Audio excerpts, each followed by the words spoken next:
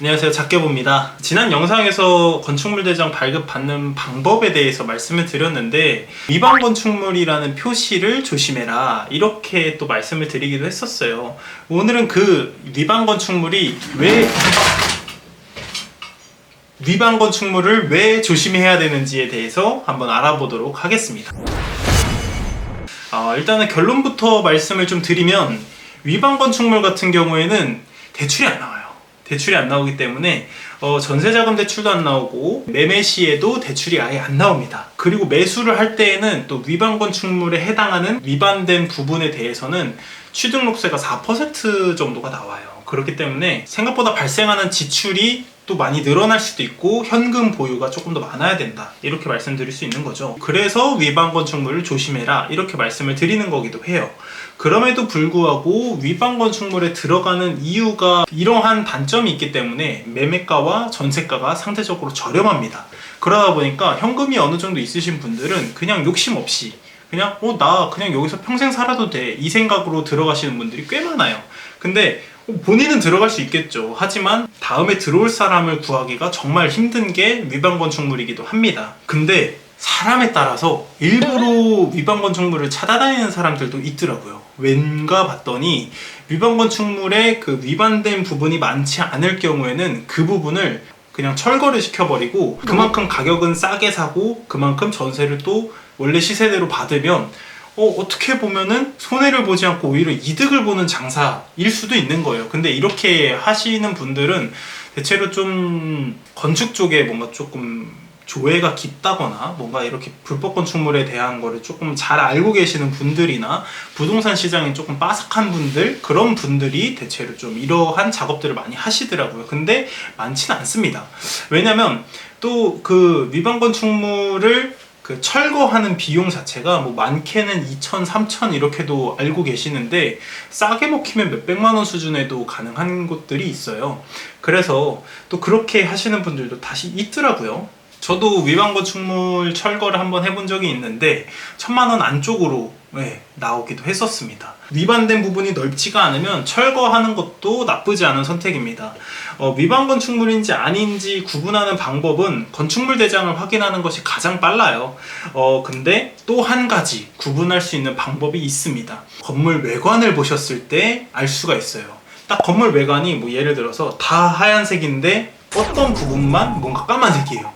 그런 것들이 대부분 위반 건축물일 가능성이 높습니다. 항공사진으로 촬영을 해가지고 구청이나 이런 데서 잡아내기도 해요. 근데 그거를 피해가기 위해서 약간 각도를 좀 약간 다르게 한다던가 아니면 색깔을 좀 동일시 한다던가 그런 편법을 쓰기도 합니다. 근데 이게 굉장히 유명해요. 굉장히 위험해요. 왜냐하면 위반 건축물이긴 한데 상관없어요, 안 걸려요 라고 생각해서 사시는 분들한테 이거 진짜 조심하셔야 돼요. 2019년 이전에는 딱 위반 건축물 그 이행 강제금을 5년만 냈으면 됐습니다. 근데 최근에는 2019년 이후에 법이 개정이 되면서 이제는 평생 내야 돼요. 평생.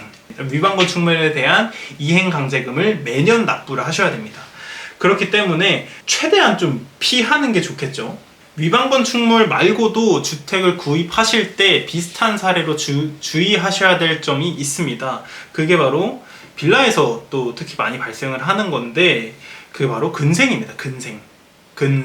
근린생활시설을 줄여서 근생이라고 하는데요. 아니 빌라에 무슨 근생이야 라고 생각하실 수도 있어요. 근생 말 그대로 뭡니까? 사무실이죠. 사무실로 허가가 난 곳을 빌라로 사용하고 있는 주거시설로 사용하고 있을 경우에는 그게 용도에 맞지 않기 때문에 불법입니다.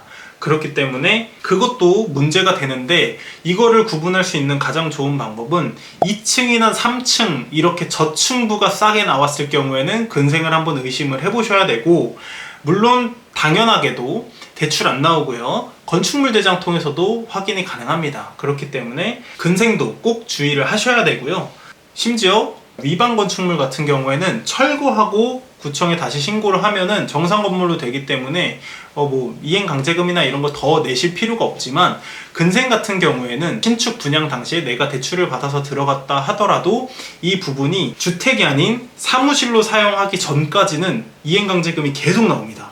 그래서 사무실 형태로 바꿔놔야 돼요. 그러면 기존에 만약에 세입자가 살고 있다? 그럼 그 세입자는 어떻게 해요? 그 세입자를 뭐 예를 들어서 전세로 들어오셨으면 2억이든 3억이든 내보내고서 여기를 사무실로 바꿔야 되는데, 그렇게 하면은 2억 3억에 대한 돈도 필요하고요, 그걸 다시 회수할 수 있는 방법도 없고요, 사무실로 썼을 때 사무실 임차인들 또 맞이를 해야 되고, 그것도 철거해야 되고, 여러 가지 절차가 있기 때문에 근생은 전세로도 매매로도 안 들어가시는 거를 강력 추천합니다. 근데 사실 요즘에는 그런 이행강제금 이런 부분에 대한 문제들이 워낙 또 인터넷이랑 유튜브에 활발하게 있어서 흔치는 않아요. 근데 구축 중에는 그런 것들이 있습니다. 사실 이 영상을 보시는 위반 건축물이 있는 구축에 사시는 분들이나 뭐 근생에 살고 계시는 분들이나 이런 분들은 저를 되게 미워하실 수는 있으나, 근데 위반 건축물 같은 경우에는 철거를 함으로써 어느 정도 해소를 할 수 있다, 이렇게 말씀을 드릴 수 있을 것 같고요.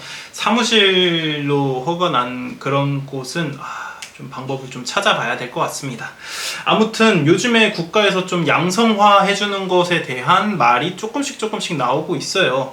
이 사무실 근생도 그렇고 위반 건축물도 그렇고 양성화를 해주면 이 부분이 불법 딱지가 떼지는 상황이 생기거든요. 이게 또 예전에 거의 한 10년에 한 번씩 이렇게 양성화를 해줄 만큼 나름대로 주기적으로 있었던 이벤트라고 하긴 좀 그렇고, 국가에서 양성화를 해줬었는데 지난 정부 때 한번 언급이 됐었고, 최근에는 현 정부에서는 언급이 되고 있지는 않습니다. 근데 아마 언급이 된다면, 양성화가 되면 좀 이제 불편을 많이 겪고 계시는 분들이 좀 마음에 시름을 좀 놓으실 수 있을 거라는 생각이 들고요. 대신에 시름을 놓으시더라도 이 영상 새로 보시는 분들은 절대 근생이나 뭐 이런 곳들 입주하지 않으셨으면 좋겠다, 이런 말씀을 드리면서 오늘은 위반 건축물에 대해서 한번 알아봤습니다.